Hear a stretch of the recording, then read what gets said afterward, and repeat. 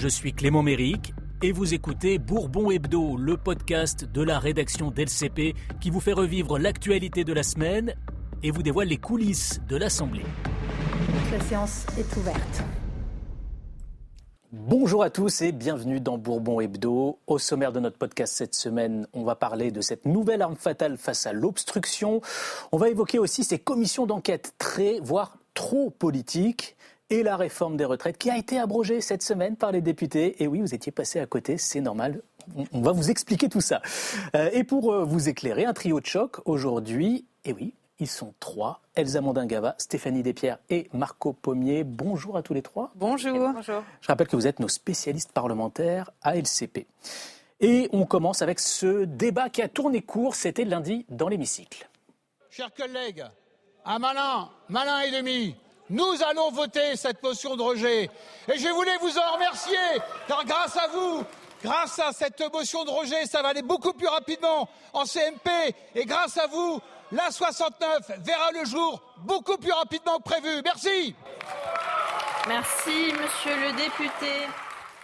C'était donc Jean-René Cazeneuve qui remercie la gauche à l'occasion de l'examen de la loi de validation sur l'autoroute A69, le député Ensemble pour la République qui se réjouit un peu du coup que viennent de réaliser les membres du socle commun face à la gauche. Elsa, qu'est-ce qui s'est passé ? Explique-nous. Alors déjà, c'est un texte compliqué que les députés étudiaient. C'est pour sécuriser l'achèvement des travaux de cette autoroute très contestée entre Toulouse et Castres. Les opposants à cette A69 ont déposé une motion de rejet, ce qui est assez commun quand ils s'opposent à un texte. On dépose une motion de rejet comme ça, avant même l'examen des articles, on dit qu'on n'est pas d'accord avec le texte. Sauf que coup de théâtre dans l'hémicycle, le bloc central, et on a entendu Jean-René Cazeneuve, a décidé de voter cette motion de rejet, ce qui a en fait pour conséquence que l'Assemblée rejette le texte, mais ça ne veut pas dire que c'est mal embarqué pour la suite des opérations. Ça veut dire qu'ensuite le gouvernement il va demander une commission mixte paritaire, une CMP, et on sait que dans cette commission mixte paritaire, les partisans de la 69 sont majoritaires. Donc on a eu une astuce de règlement, un coup de théâtre, un détournement de la procédure parlementaire pour la gauche. Et le bloc central a rejeté un texte, mais pour mieux le soutenir ensuite. Donc c'est un peu contre-intuitif. On est pour un texte, donc on vote contre pour sauter l'étape du débat dans l'hémicycle. Exactement. Et aller directement en commission mixte paritaire. Ça s'est produit alors à deux reprises ces derniers jours, Stéphanie ? Oui, le problème aussi, c'est que ça s'était produit une semaine avant sur la loi pour lever les freins à l'agriculture. Là, on avait une motion de rejet qui a carrément été déposée par le Bloc central et les Républicains, alors qu'ils étaient partisans du texte, mais il y avait beaucoup d'amendements déposés, notamment par les écologistes et la France Insoumise. Donc le Bloc central et les LR dénonçaient de l'obstruction, et pour contrer cette obstruction, là, eux-mêmes avaient déposé sur un texte qu'ils soutenaient une motion de rejet. Ça avait déjà provoqué la colère de la gauche. Et certains, même à droite, et même chez les sénateurs, parce qu'on pourrait se dire que les sénateurs, en fait, dans les deux cas, ils récupèrent la commission mixte paritaire. Ils sont généralement majoritaires quand on prend le bloc central et les Républicains. Donc ça les arrange, c'est eux qui vont décider. Et bien même chez les sénateurs, notamment, moi j'ai discuté avec un sénateur, les Républicains, il a des doutes. Il dit il faut faire attention, là ça suffit, on ne va pas continuer comme ça avec ces histoires de motion de rejet. Le bicamérisme, c'est-à-dire le fait d'avoir un Parlement avec une Assemblée, un Sénat et du temps pour débattre, c'est important, il explique ça. Et il dit on ne peut pas s'amuser à chaque fois à sauter la case Assemblée. Et j'ai discuté aussi avec un autre député Les Républicains qui disait un peu la même chose. Il faut qu'on fasse attention parce que ça peut être un peu un jeu dangereux parce qu'ils se rendent bien compte que si à chaque fois on saute la case Assemblée, en fait ils ne servent plus à rien. Ils ne servent plus à rien. Et puis le jour où eux seront dans l'opposition, ils peuvent aussi en être victimes. Est-ce qu'on ne se tire pas une balle dans le pied quand on fait ça et qu'on est député ? Ils ont conscience d'ouvrir aussi des précédents, etc. Mais il y en a certains qui assument complètement en disant, par exemple, avec 7 ans de retard sur la France Insoumise, on devient enfin des pros du règlement. Ils disent, en fait, on se bat à armes égales. Les oppositions n'hésitent pas à rechercher tous les articles du règlement qui peuvent servir. Il n'y a pas de raison qu'on ne le fasse pas nous. Et certains ont été d'ailleurs surpris après l'épisode que vous expliquait Stéphanie sur la loi dite Duplon, donc sur l'agriculture. Eh bien, certains députés du groupe Ensemble pour la République ont reçu des mails de félicitations en disant « Mais vous avez raison d'aller contre les insoumis, contre ce blocage, il faut avancer ». Alors après, effectivement, le jour où ils seront dans l'opposition, on verra quels seront leurs arguments s'il y a la même chose. Mais face à un Parlement qui a des difficultés à avancer, on le voit bien, eh bien, chacun essaye de trouver les parades. Et alors à gauche, comment est-ce qu'on réagit, Marco? Parce que là, sur la 69, c'est la gauche elle-même qui avait déposé cette motion de rejet. C'est vrai. Alors déjà, les Insoumis se sont posé la question cette semaine, la semaine dernière plutôt, avant cette motion de rejet, s'ils allaient en redéposer une après le fiasco, on va dire, de la loi du plomb. Ils se sont posé la question, ils ont décidé qu'ils allaient quand même le faire. Vous dire qu'ils ont été surpris que le bloc central refasse le coup, ils ne l'ont pas été non plus, mais ça n'a pas empêché leur énervement. Et d'ailleurs, on a vu que Mathilde Panot était assez énervée dans l'hémicycle lundi. Maintenant, est-ce que ça fait réfléchir la gauche? Est-ce que la gauche a encore envie de déposer des motions de rejet? Oui, visiblement. Notamment chez les Insoumis, parce qu'eux sont assez coutumiers du genre. Eux, les Insoumis, se disent, en fait, c'est un outil du Parlement qui est fait pour les opposants au bloc central, au gouvernement. Donc, en fait, on ne va pas non plus dénaturer, il ne faut pas dénaturer l'idée de cette motion de rejet. C'est un outil qui est pour nous. Et d'ailleurs, chez les Insoumis, on en appelle même à la rescousse un peu Yaël Braun-Pivet, en disant, Dieu sait qu'on a des désaccords avec elle, mais enfin, on sait qu'elle défend le Parlement, elle l'a toujours défendu. Ce serait peut-être l'occasion de le faire, et certains voudraient même une évolution. Pourquoi pas interdire au bloc majoritaire de déposer des motions de rejet. On va évoquer une autre info qui est passée un peu inaperçue cette semaine, mais qui est assez symptomatique d'une tendance à l'Assemblée. 23 aussi. Donc la proposition n'est pas recevable. L'égalité fait que la proposition est jugée non recevable. Alors on vient d'entendre le président de la commission des lois, Florent Boudié, qui annonce l'irrecevabilité de la demande de commission d'enquête parlementaire qui avait été déposée par Laurent Wauquiez. Stéphanie, c'était quoi exactement l'objet de cette commission d'enquête ? Alors, c'était une commission d'enquête pour explorer les liens entre les mouvements politiques et les organisations et réseaux soutenant l'action terroriste ou propageant l'idéologie islamiste. Alors, Laurent Wauquiez... C'est un intitulé très général. Très général, sauf que c'était très clair dans ce qu'on appelle l'exposé des motifs, c'est-à-dire les arguments pour soutenir cette demande de commission d'enquête. Laurent Wauquiez visait explicitement la France insoumise. Le mot la France insoumise était cité à 7 ou 8 reprises dans le texte. Il a donc été accusé pendant cette discussion sur le fait de savoir si cette commission d'enquête pouvait être créée. Il a été accusé d'instrumentaliser les commissions d'enquête, de ne vouloir s'en prendre qu'à la France insoumise à travers cette commission d'enquête. Et à la fin, il a perdu puisque la commission d'enquête n'a pas été jugée recevable. Il y a autre chose qui a joué aussi. On peut dire juste, c'est pas des arguments juridiques, c'est un vote qui a lieu en commission des lois. C'est ça. Il y avait égalité parfaite, on vient de l'entendre. Il y a des critères, les députés ont regardé les critères et chacun a jugé et considéré que c'était possible ou pas possible. Voilà. Et il y a eu égalité. Et c'est le règlement. Quand il y a égalité dans ce cas-là, ça veut dire que c'est pas recevable. Donc il n'y aura pas de commission d'enquête. Donc c'était un nouveau revers pour Laurent Wauquiez, mais qui a persisté. C'est-à-dire que dès le lendemain, il a redéposé, il a réécrit un texte pour redéposer cette demande de commission d'enquête. Et là, il a fait disparaître toutes les formules. La France insoumise, LFI, donc c'est beaucoup plus généraliste. On verra si ça fonctionne, c'est pas sûr. On suivra ça. Marco, comment on a réagi à gauche et du côté des LFI en particulier ? Du côté des insoumis, le mot qui revenait le plus dans leur bouche, c'était ridicule. Pour qualifier Laurent Wauquiez, eux, ils ne comprennent pas qu'ils puissent faire ça, qu'ils puissent même peut-être le penser délibérément.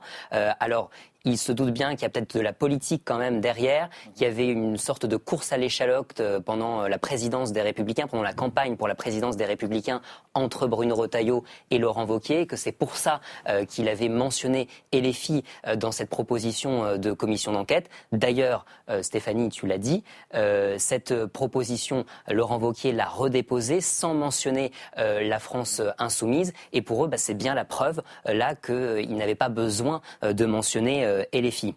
Ensuite, les Insoumis disent non mais ça voudrait dire quand même qu'il y aurait des gens à l'Assemblée qui penseraient que nous avons des liens avec des réseaux terroristes ou qu'on propage l'idéologie islamiste. Et donc pour eux, c'est de dire mais en fait ça voudrait dire qu'il y ait des ennemis de l'intérieur, des ennemis dans les ennemis. Enfin, ils disent c'est pas possible, on peut pas penser ça de nous et ils ne veulent pas le croire en fait.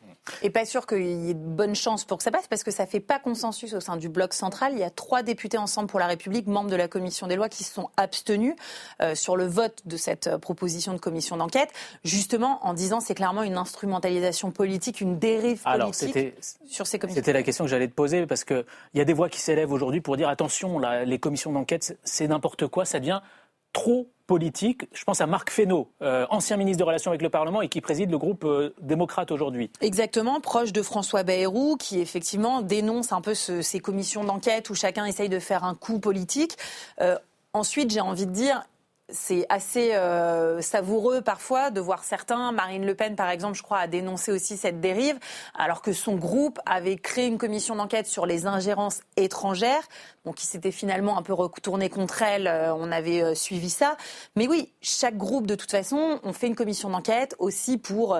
Voilà, c'est aussi un aspect médiatique, un aspect politique. Mais là, ces derniers temps, il y a eu peut-être effectivement des commissions d'enquête qui visaient explicitement des opposants politiques, des gens avec qui on n'était pas d'accord. Donc là, c'est vrai que Marc Fesneau, en ce sens-là, a dit il faut peut-être faire attention justement à pas laisser penser l'idée que c'est des commissions d'enquête, spectacles, etc., où on essaierait juste de faire un coup politique pour finalement que ça ne serve pas à grand-chose derrière. Donc tout ça, évidemment, est en lien à l'audition de François Bayrou dans cette commission d'enquête qui s'est penchée, entre autres, sur le scandale de Betharam. Exactement. Alors, c'est une commission d'enquête et il faut, je crois, vraiment rappeler les choses sur la chaîne parlementaire qui a fait énormément d'auditions, des auditions, par exemple, des témoignages de collectifs de victimes qui ont remercié les co-rapporteurs de la commission, la présidente, de les avoir invités. Mais pas que sur Betharam. C'est pas que sur Betharam, sur toutes les violences scolaires qui peuvent exister, dans le privé comme dans le public. Mais effectivement, il y a eu cette audition de François Bayrou pendant 5h30, avec des questions très précises qui, pour certains, laissaient penser à une forme d'interrogatoire. Et ça, Marc Fesneau l'avait dit, pour lui, ça lui a fait penser à un tribunal stalinien. Et c'est clairement une dérive de la part de cette commission d'enquête. Ça pose la question des pouvoirs de ces commissions d'enquête aussi. Stéphanie, quels sont leurs pouvoirs exactement ? Alors en fait, ces pouvoirs, au moment où elles travaillent, sont assez importants. Par exemple, vous ne pouvez pas normalement refuser d'être auditionné par une commission d'enquête. On l'a vu, c'est arrivé ces derniers temps. Mais par exemple, on peut décider de vous poursuivre en justice parce que vous ne venez pas répondre aux questions des députés. Les rapporteurs, ceux qui vraiment font le travail au quotidien de la commission d'enquête, ont le droit d'aller visiter, dans le cas de la commission sur les violences scolaires, des établissements scolaires et de demander des archives, des documents. Ils peuvent faire la même chose dans les ministères, ils n'ont pas besoin de prévenir, ils ont vraiment un pouvoir très étendu de contrôle. C'est vraiment l'instance de contrôle du Parlement sur l'exécutif et aussi sur tous les dysfonctionnements, puisque voilà, on l'a dit, ils peuvent aller dans des écoles, des établissements scolaires. Donc c'est un pouvoir assez important. La personne qui est auditionnée, prête serment, elle dit je vais dire la vérité. Après, ce qu'il en ressort, ça dépend. Certaines tombent à l'eau parce que parfois il y a trop d'instrumentalisation politique de part et d'autre et du coup le travail qui a été fait en fait est un peu réduit à néant par ça. Et puis parfois c'est un vrai travail de fond. Il peut y avoir des évolutions législatives derrière. Ça débouche sur des propositions de loi. Donc tout dépend vraiment de la manière dont est fait ce travail-là. Ce qui est sûr, c'est que il y en a plus qu'avant, des commissions d'enquête. Comment est-ce que vous l'expliquez, ça ? Déjà, chaque groupe politique a ce qu'on appelle un droit de tirage, c'est-à-dire qu'il peut mettre en place une commission d'enquête. Il y a de plus en plus de groupes politiques, donc de plus en plus de commissions d'enquête. Et normalement, ça pose aucun problème.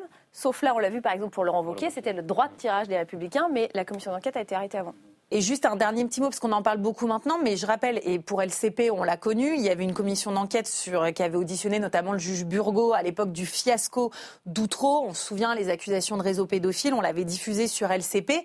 C'est des moments aussi qui sont parfois très importants pour le débat public, très importants pour, quand il y a eu une affaire qui a secoué un peu l'opinion, c'est aussi un travail qui peut être très intéressant, très utile. Mais est-ce qu'il y a des députés qui vous disent aujourd'hui on s'embête dans l'hémicycle, donc on trouve plus notre compte avec ce travail dans les commissions d'enquête ?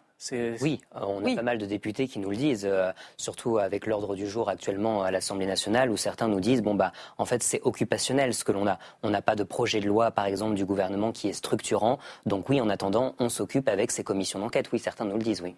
Et ne jetons pas l'opprobre sur toutes les commissions d'enquête. Il y en a par exemple une transpartisane sur TikTok qui a auditionné pareil des victimes, des familles de victimes qui ont vu leurs enfants parfois avoir des pensées suicidaires, voire même se suicider. C'est aussi intéressant que l'Assemblée fasse ce travail. Parfois, je dirais, ça a plus un écho sur la société, sur le débat de société, que finalement sur des vraies solutions, un texte de loi, etc. Mais il y a des auditions qui marquent quand même, là, ces derniers mois, ici à l'Assemblée. On s'attaque à notre dernier sujet de la semaine, la réforme des retraites qui était de retour dans l'hémicycle, c'était jeudi. 2 ans après la promulgation de la réforme des retraites, nous vous invitons, chers collègues, à répondre à la question qui a été jusqu'ici confisquée aux représentants du peuple. La réforme des retraites Borne-Macron doit-elle, oui ou non, être abrogée ? Alors c'était Stéphane Peu, le président du groupe GDR, qui réunit donc des communistes et des députés ultramarins. Alors oui, les députés ont voté pour l'abrogation de la réforme des retraites, mais non, la réforme n'est pas abrogée. Stéphanie, tu as suivi ça pour LCP, et explique-nous.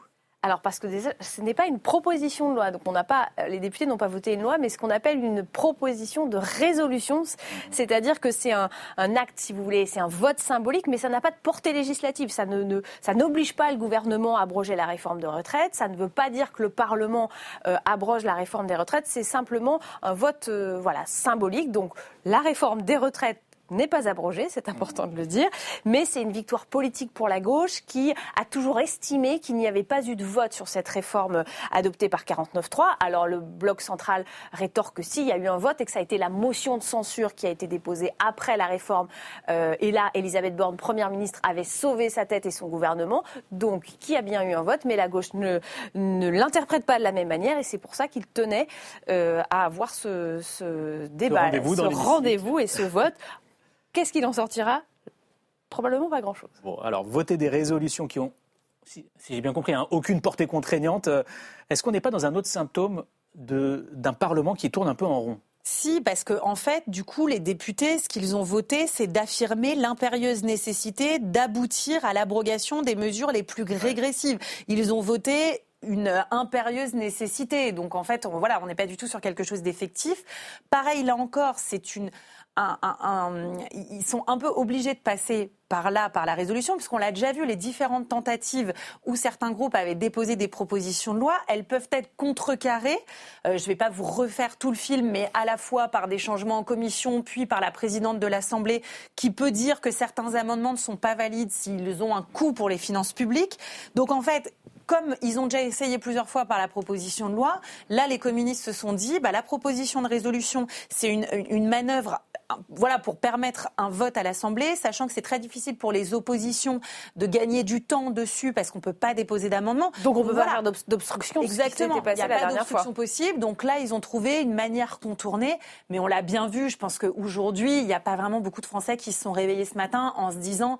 Ça y est, c'est abrogé. Voilà, on voit mais bien pour que... autant, n'allez surtout pas dire aux communistes que c'est symbolique parce que ça les mettrait en colère en revanche. Tout à fait. Et le bloc central avait décidé d'en faire un non-événement. Oui, ils ne sont pas mobilisés. Non, la gauche était très présente dans l'hémicycle. Le bloc central, les rangs étaient très clairsemés. Le RN qui l'a voté, eux non plus, ils n'étaient quasiment pas là. Ils étaient une poignée. Le vote, il n'y avait aucun député du bloc central, pratiquement. Alors, ce qui est sûr, c'est que ce vote de cette résolution vient nous rappeler que la fin du conclave sur les retraites approche. Ce sera le 17 juin. Marco, est-ce que la gauche avance unie vers cette échéance ? Plutôt, oui. On peut dire que même plus généralement que la gauche est assez unie quand il s'agit de la réforme des retraites. Et notamment les socialistes qui ont vraiment coché dans le calendrier cette case du 17 juin. Eux, ils ont vraiment en tête de mettre la pression sur François Bayrou après ce conclave. Et d'ailleurs, ça inquiète un peu le bloc central. Certains disent, oui mais voilà, si il en ressort du conclave qu'il faut revenir aux 63 ans, c'est un casus belli pour eux. Donc, que font-ils faire à ce moment-là ? Ils ne peuvent pas non plus se dire on n'écoute pas le conclave alors que c'est François Bayrou lui-même qui l'a mis en place. Et du côté de la gauche, il y a un débat aussi qui se présente chez les socialistes alors qu'Olivier Faure vient tout juste d'être réélu à la tête du parti, mais à une courte majorité. Alors je ne sais plus le score, je crois que c'est 50,9 contre Nicolas Maillard-Rossignol qui était à 49,1. Et donc, il va y avoir un débat chez les socialistes, c'est-à-dire que cette ligne... Ce débat, il a lieu parce qu'effectivement, François Bayrou, je le rappelle, il s'est engagé, si le conclave aboutissez à quelque chose, à soumettre cela au vote du Parlement. Alors attention, parce qu'avec François Bayrou, il faut toujours lire les petites lignes en bas du contrat. Parce qu'au début, c'était je soumets, de toute façon, le dernier mot sera au Parlement. Puis c'était en cas d'accord, même partiel, il y aura une consultation à l'Assemblée.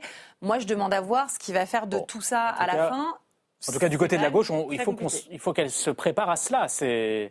Il faut qu'elle se prépare à cela. Donc je disais qu'il y aura un débat chez les socialistes vraiment entre la ligne qui est un peu plus social-démocrate, on va dire, et donc il n'est pas question de ne pas écouter ce que dirait le conclave, de ne pas aller à l'encontre de la CFDT par exemple, mais en même temps il y a une autre gauche chez les socialistes qui disent on a des engagements, on doit revenir aux 62 ans, c'était notre engagement pendant la campagne des législatives après la dissolution, et donc certains disent voilà c'est le moment où ça va se jouer aussi pour Bayrou. On dit beaucoup que ça va se jouer pour lui au niveau du budget dans les prochains mois. Mais certains disent, là, il y a une véritable étape. C'est peut-être le moment où il faut gravir l'Himalaya. Ce sera après les retraites, après le conclave en tout cas. Et c'est évidemment ce qui va alimenter les prochains numéros de Bourbon Hebdo. C'est tout pour cette semaine. Un mot peut-être pour ceux qui seraient passés à côté. LCP a changé de numéro sur la TNT. Vous pouvez donc nous trouver désormais sur la 8. Sur la 8. Et ce changement s'accompagne d'une petite nouveauté dans votre émission du mardi, Elsa. Oui, après la séance des questions au gouvernement, on reçoit en plateau 2 députés pour la débriefer, mais aussi, et c'est la grande nouveauté, 5 citoyens. Ils assistent à la séance des questions au gouvernement, ils viennent nous dire ce qu'ils en ont pensé et ils viennent aussi chacun avec un thème d'interpellation. Les députés ont des questions pour les ministres, les Français, ils ont des questions pour les députés. Et donc, on fait tout ça en direct entre 16h15 et 17h chaque mardi. Débrief en direct avec les citoyens, tous les mardis donc, à la fin des questions au gouvernement. Allez, on s'arrête là. Merci à tous les 3. Et bon week-end à tous. Merci. Sur la 8. Sur la 8. La séance est levée.